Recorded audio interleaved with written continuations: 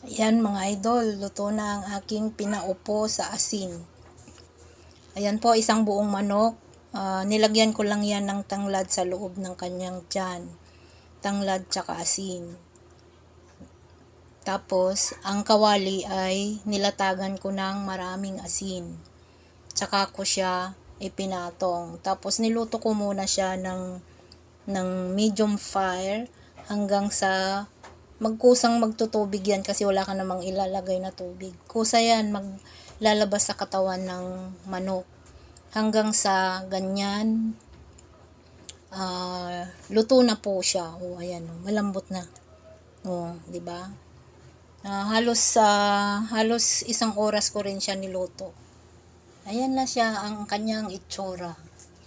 Luto na po yan. Gagawa na lang ako ng kanyang sausawan. So, yan po ang aking version na pinaupo sa asin. Sa kawali ko lang niluto.